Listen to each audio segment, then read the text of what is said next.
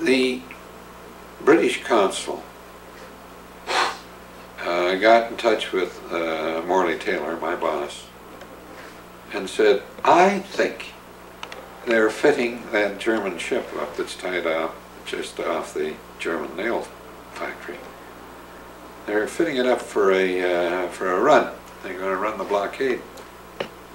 I wonder if there's any way in which we can check on this. Well, Morley spoke to me and asked me if I would undertake to go in and inspect the electrical installation on the excuse that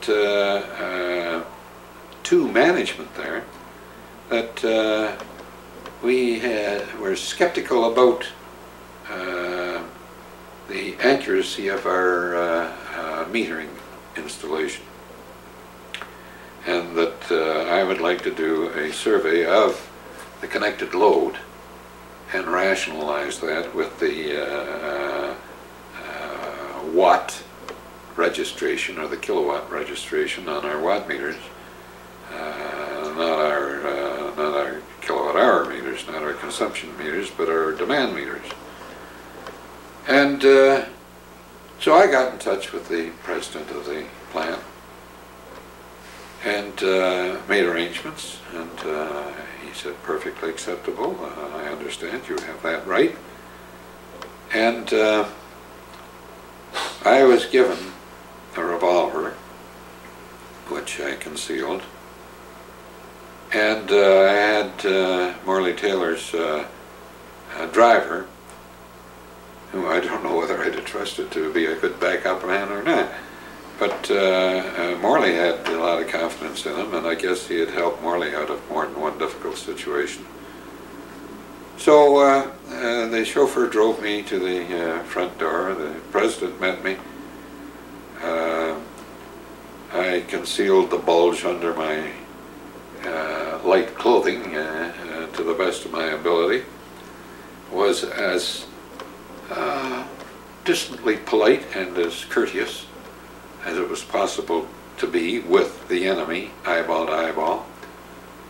And I was allowed to, I said exactly where I wanted to go and I wanted to look at, and I made a little list of the capacity of the motors that drove this punch, that drove that shear, and that I made a measure of the lighting load, and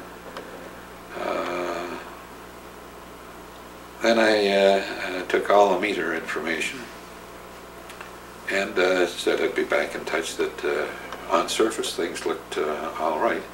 But while I was going through this act, my real job was to have my eyes open to see if there's anything going on in the way of equipment that or stores or anything that would help this German ship make a run.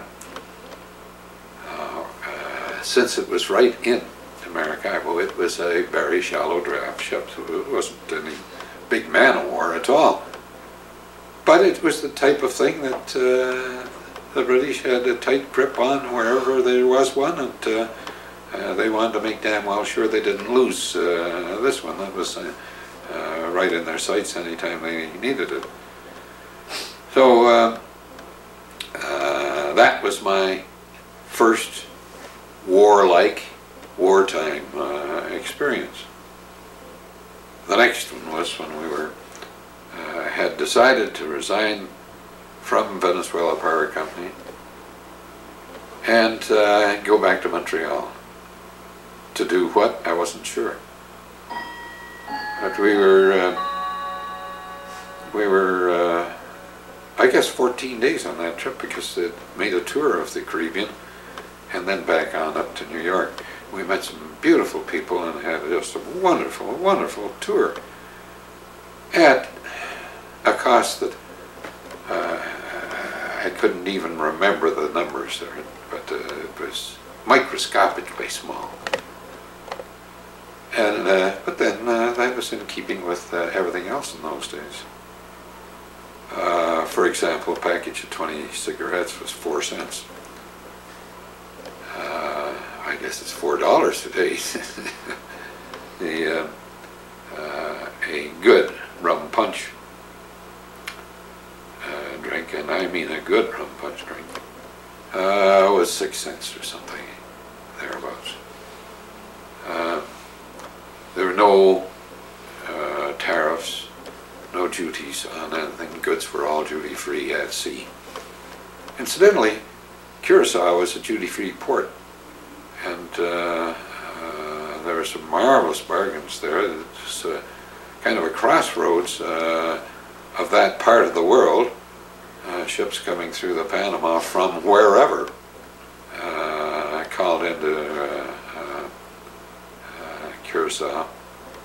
And as a result, you could get Chinese silks, French perfumes, Swiss watches, all kinds of marvelous things for extremely low price, because there's no duty on any of it.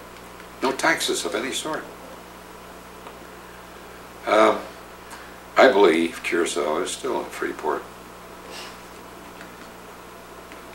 Oh, where am I? Find out? Well, coming back. I'm back, yes. And we had met these beautiful people. And the excitement went through the ship one day, and security started to increase when the bulletin was put up on the board that the Nazis had invaded Norway. And then it looked as if, uh-oh, they're encircling Britain, and things are really going to heat up. Which, of course, they did. From there on, and came the Battle of Britain, and then the Battle of Russia.